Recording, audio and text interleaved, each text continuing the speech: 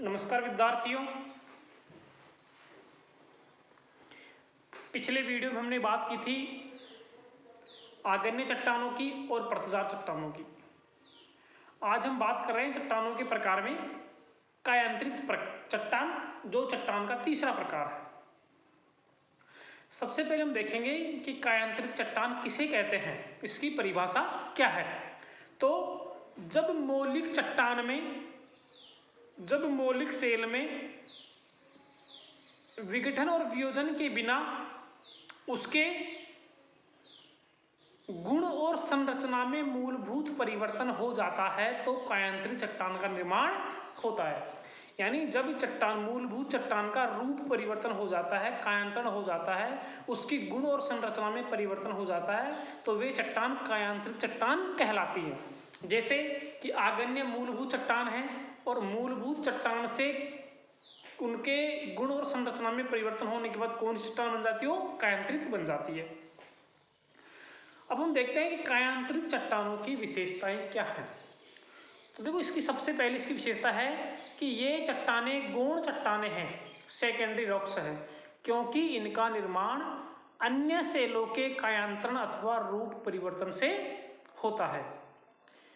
दूसरी विशेषता, ये मौलिक सेलों की अपेक्षा अधिक संगठित और कठोर होती हैं।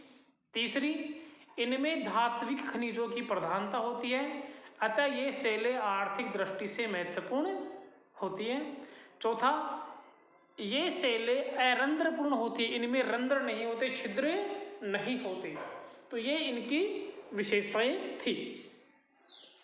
अब हमने बात की कि मौलिक चट्टान में उसके गुण में, संरचना में परिवर्तन हो जाता है, उसका रूपांतरण हो जाता है।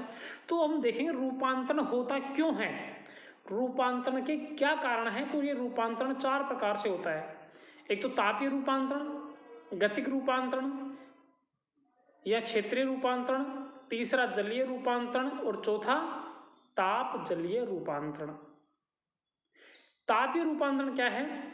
देखो, जब ज्वालामुखी क्रिया के समय जब चट्टानों का मैग्मा से संपर्क होता है, जब कभी ज्वालामुखी आती हैं और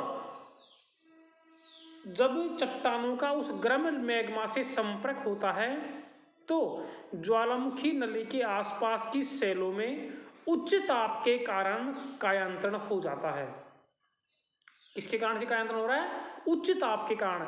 इसे तापीय रूपांतरण कहते हैं या स्पर्शीय रूपांतरण कहते हैं। तो तापीय रूपांतरण समझ आ गया।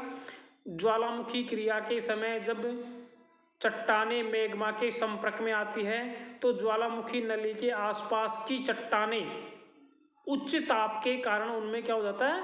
कायांतरण हो जाता है। इसे तापीय रूपांतरण कहा जाता है। दूसरा गतिक रूपांतरण या क्षेत्रीय रूपांतरण। इस प्रकार के रूपांतरण की क्रिया एक विस्तृत क्षेत्र में होती है, इसलिए इसको क्षेत्रीय रूपांतरण कहा जाता है। एक विस्तृत क्षेत्र में घटित होती है। इनमें संपीड़न व ताप दोनों का प्रभाव होता है। गतिक रूपांतरण में संपीड़न का और ताप दोनों का प्रभाव होता है और इस प्रकार का रूपांतरण प्राय मोड़दार पर्वतीय क्षेत्रों में होता है, इसलिए इसे गतिक रूपांतरण या क्षेत्रीय रूपांतरण कहा जाता है। तीसरा जो रूपांतरण है वह जलीय रूपांतरण। ऐसे रूपांतरणों में जल के साथ रासायनिक पदार्थों के मिलने से घोल के रूप में सेलों के खनिज में परिवर्तन आ जाता है, सेलों के खनिजों में चेंज हो जाता है, इसे जलीय रूपांतरण कहा जाता है। चौथा रूपांतरण है ताप जलीय रूपांतरण। जब चट्टानों के ऊपर गर्म जल होता है तब दबाव व जलवाष्प से, दबाव भी हो रहा है और जलवाष्प से सेलों में इस प्रकार का रूपांतरण होता है, इसे ताप जलीय रूपांतरण कहा जाता है। यानी जब चट्टानों में जो परिवर्तन है वो ताप के कारण और जल के कारण, जलीय दबाव के कारण और जलवाष्प के कारण होता है, तो वो ताप जलीय रूपांतरण होता है। अब कायांतरित चट्टानों के प्रकार या उनके उदाहरण देख लेते हैं कि मौलिक चट्टान कौन सी थी और उसका रूप परिवर्तन होने के बाद चट्टान कौन सी बन गई। तो देखो, चाहे वो आग्नेय चट्टान हो उसका भी रूप परिवर्तन हो सकता है, चाहे परतदार चट्टानें हो उसका भी रूप परिवर्तन हो सकता है, चाहे आपकी कायांतरित चट्टान हो और कायांतरित का भी दोबारा कायांतरण हो सकता है। तो मौलिक सेल और उसका रूपांतरित चट्टान, जैसे ग्रेनाइट, बेसाल्ट, ग्रेबो, ये जो तीनों चट्टानें हैं, ग्रेनाइट, बेसाल्ट, ग्रेबो, ये तीनों चट्टानें आग्नेय चट्टानें हैं और इनका रूप परिवर्तन होने के बाद में रूपांतरित चट्टान बन गई। जैसे ग्रेनाइट किस में बदल गई, नीस में बदल गई, बेसाल्ट बदल गई एम्फीबोलाइट में, और ग्रेबो बदल गया सर्पेंटाइन में। तो मौलिक सेल कौन सी थी, आग्नेय चट्टानें, ग्रेनाइट नीस में, बेसाल्ट एम्फीबोलाइट में, और ग्रेबो किस में परिवर्तित हो गई, सर्पेंटाइन में। इसी तरह से बालू पत्थर और चूना पत्थर और सेल,